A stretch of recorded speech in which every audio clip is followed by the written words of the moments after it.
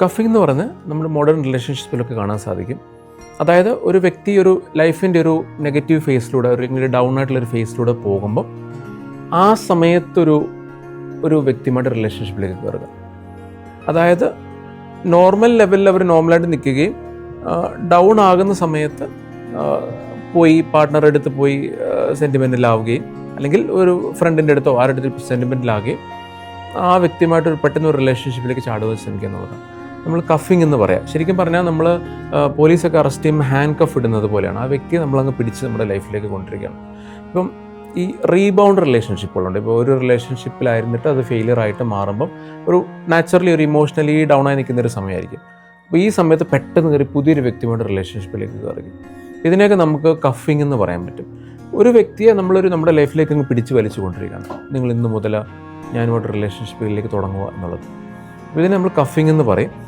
അപ്പം ഇവിടെ നമ്മൾ ശ്രദ്ധിക്കേണ്ട ഒരു കാര്യം, എന്തുകൊണ്ട് ആൾക്കാർ കഫ് ചെയ്യുന്നതെന്ന് ചോദിച്ചാൽ ആ ലൈഫ് ഡൗൺ ആയി നിൽക്കുന്ന സമയത്ത് അതിനെ മാനേജ് ചെയ്യാനുള്ളൊരു മെച്യൂരിറ്റി ഇല്ലായ്മയാണ് അവിടെ. അപ്പം ഈ സമയത്ത് എൻ്റെ ഒരു റിലേഷൻഷിപ്പ് ബ്രേക്ക് ആയതുകൊണ്ട് പുതിയൊരു വ്യക്തിയുമായിട്ട് റിലേഷൻഷിപ്പ് കയറിയെങ്കിൽ മാത്രമേ എനിക്ക് നോർമലാകാൻ സാധിക്കുകയുള്ളൂ എന്നുള്ള തിങ്കിങ്ങാണ്. എപ്പോഴും റിലേഷൻഷിപ്പിൽ കയറുമ്പോൾ നമ്മൾ നോക്കേണ്ട ഒരു കാര്യം ഇതുണ്ട്, ആ വ്യക്തി എന്തുകൊണ്ടാണ് ഇപ്പോൾ നമ്മളിലേക്ക് റിലേഷൻഷിപ്പ് നോക്കുന്നത് നമ്മൾ നോക്കണം.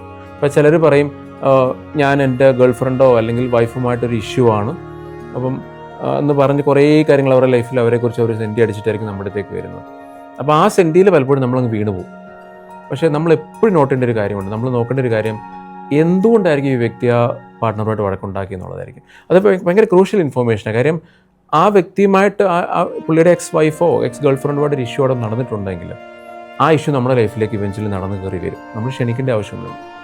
അപ്പം ഡെഫിനറ്റ്ലി ആ വ്യക്തിയുടെ ലൈഫിൽ എന്ത് ട്രോമയാണ് നടന്നതെന്നുള്ളത് നമ്മളവിടെ നോക്കുകയും ഈ വ്യക്തിയുമായിട്ട് റിലേഷൻഷിപ്പിൽ കയറാൻ നമ്മൾ സേഫ് ആണോ എന്ന് നോക്കുകയും വേണം. അല്ലെങ്കിൽ കഫിംഗ് ആണ് അവിടെ സംഭവിക്കാൻ പോകുന്നത്.